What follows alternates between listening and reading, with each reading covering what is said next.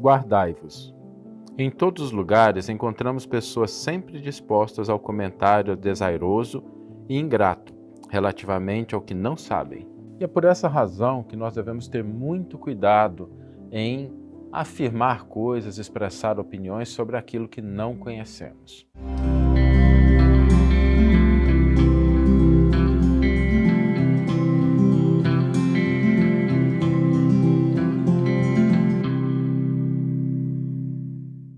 Olá, seja muito bem-vindo, seja muito bem-vinda a mais um episódio do programa Reflexões com Emmanuel. E hoje nós vamos refletir sobre a razão pela qual um dos filósofos mais conhecidos da história da humanidade foi chamado de o homem mais sábio do mundo e as implicações que isso tem para a nossa vida. Referimos, obviamente, a Sócrates, aquele que foi considerado na sua época o homem mais sábio do mundo. E essa é uma história interessante, eu não sei se você conhece, a razão pela qual Sócrates foi considerado o homem mais sábio. Porque quando ele recebeu essa informação do oráculo de Delfos, ele ficou intrigado. Qual seria a razão para que o oráculo considerasse o homem mais sábio da época? Na visão dele existiam outras pessoas tão ou mais capacitadas, inteligentes do que ele. Então ele começou a sair pelas ruas de Atenas e conversar com as pessoas. Conversou com o ferreiro e percebeu que o ferreiro entendia sobre ferragens muito mais do que ele, Sócrates. Só que aí aconteceu um pequeno detalhe. Ele resolveu fazer algumas perguntas ao ferreiro acerca da política. E o ferreiro emitiu opiniões, disse o que achava, o que ele considerava correto, justo. E Sócrates, como conhecia de política um pouquinho mais do que o ferreiro, percebeu que aquele homem expressava opiniões acerca do que não conhecia. Sócrates deixou o ferreiro, dirigiu-se então a um político e foi conversar com ele sobre política. Um homem da polis, um homem que se dedicava aos trabalhos para o povo, para a sociedade ateniense, e percebeu que aquele homem sabia sobre política muito mais até do que ele, Sócrates. Só que aí perguntou para aquele homem sobre ferragens. E ele expressou uma série de opiniões, disse o que achava, como é que as coisas deveriam ser feitas. E Sócrates percebeu que aquele homem, embora conhecesse muito sobre política, conhecia muito menos sobre ferragem do que aquele com o qual ele havia conversado alguns minutos antes. Sócrates repetiu essa experiência com várias pessoas e chegou à conclusão de que aquilo que caracterizava as pessoas que muitas vezes pareciam tolas diante do mundo era expressar opiniões acerca daquilo que não sabiam. E esse era um problema que Sócrates não tinha. Sócrates tinha consciência sobre aquilo que não conhecia. E por conhecer o que não conhecia, por saber os limites da própria inteligência, por saber as barreiras do próprio conhecimento, é que ele foi considerado a pessoa mais sábia do mundo à sua época, porque conhecia exatamente isso que muitas pessoas desconheciam naquela época e, infelizmente, na atualidade. Porque nós vemos situações em que pessoas aparentemente bem intencionadas expressam opiniões sobre aquilo que absolutamente desconhecem. E isso é um problema. Nós devemos tomar essa história de Sócrates para nós em dois elementos, em dois aspectos muito importantes da nossa vida. Em primeiro lugar, tomar cuidado quando nós vamos escutar alguém que vai expressar uma opinião sem ter conhecimento sobre o que fala, sobre o tema. Nós não pegaríamos um avião que o piloto nunca tivesse voado, aquela fosse a primeira vez dele e ainda se ele tivesse desacompanhado de alguém mais experiente. Acho que a maioria de nós pensaria duas vezes em entrar num avião cujo piloto tivesse essas características, a não ser que estivesse numa situação absolutamente emergencial em que não tomar o avião pudesse representar um risco de vida, aí tudo bem, risco por risco, toma o risco do avião.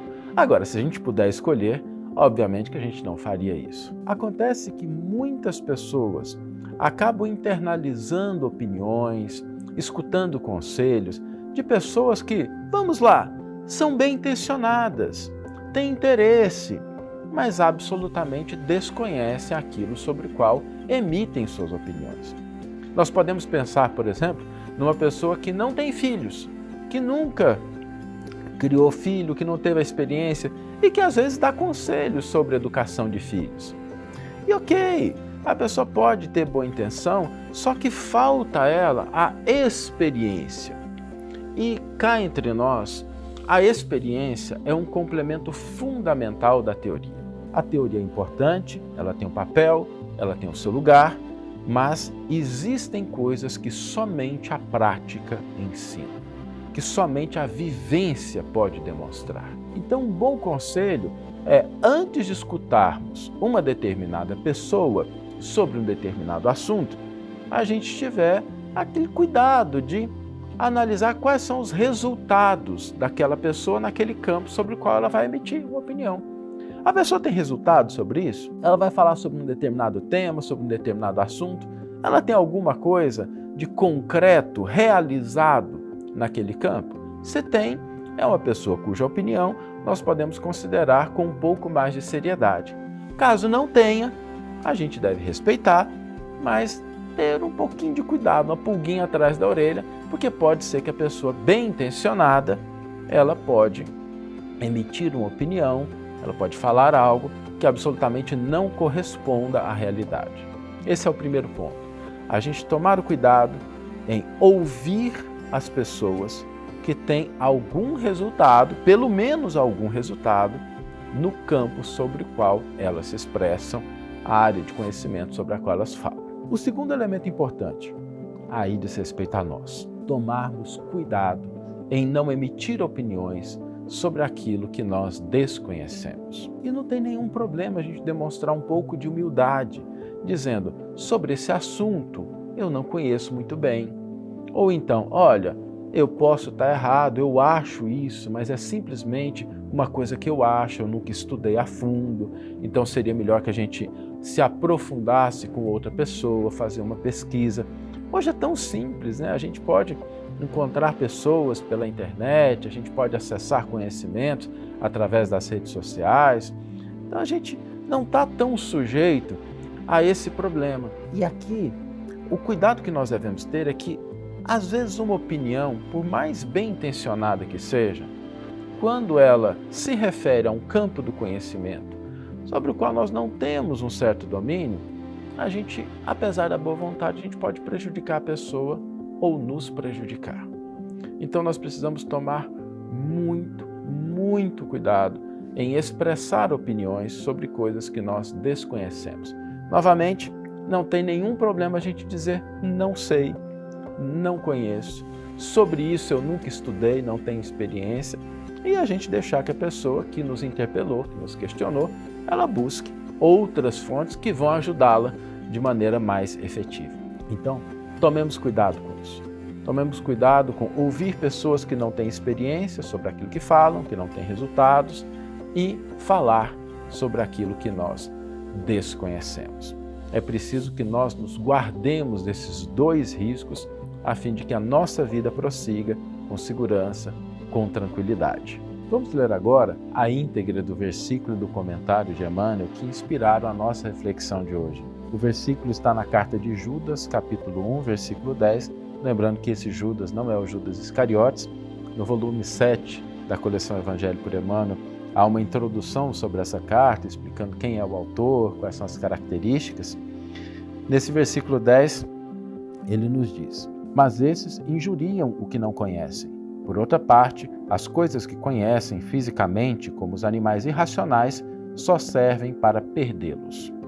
Emmanuel intitula o seu comentário Guardai-vos. Em todos os lugares, encontramos pessoas sempre dispostas ao comentário desairoso e ingrato relativamente ao que não sabem. Almas levianas e inconstantes não dominam os movimentos da vida, permanecendo subjugadas pela própria inconsciência. E são essas justamente aquelas que, em suas manifestações instintivas, se portam, no que sabem, como irracionais. Sua ação particular costuma corromper os assuntos mais sagrados, insultar as intenções mais generosas e ridicularizar os feitos mais nobres. Guardai-vos das atitudes dos murmuradores irresponsáveis. Concedeu-nos o Cristo a luz do Evangelho, para que nossa análise não esteja fria e obscura. O conhecimento com Jesus é a claridade transformadora da vida, conferindo-nos o dom de entender a mensagem viva de cada ser e a significação de cada coisa no caminho infinito. Somente os que ajuizam acerca da ignorância própria, respeitando o domínio das circunstâncias que desconhecem, são capazes de produzir frutos de perfeição com as dádivas de Deus que já possuem. Uma bela página de Emmanuel nos ajudando a entender essa questão importantíssima sobre a gente não emitir opinião sobre o que não sabemos, mas também não escutar aquilo que as pessoas dizem sobre o que desconhecem. E o desafio para hoje, a proposta para colocarmos em prática no nosso cotidiano aquilo que a reflexão nos trouxe, é a gente começar a fazer um exercício de humildade. Vamos pensar um pouquinho sobre aquilo que nós desconhecemos, sobretudo nos campos que a gente já conhece alguma coisa.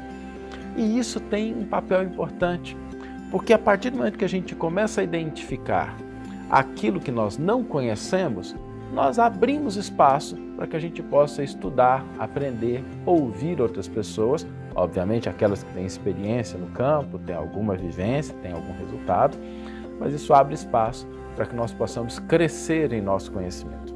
Desafio para hoje, vamos refletir sobre os limites do conhecimento que nós temos. Que tenhamos todos uma excelente manhã, ou uma excelente tarde, ou uma excelente noite, e que possamos nos encontrar no próximo episódio. Um grande abraço e até lá!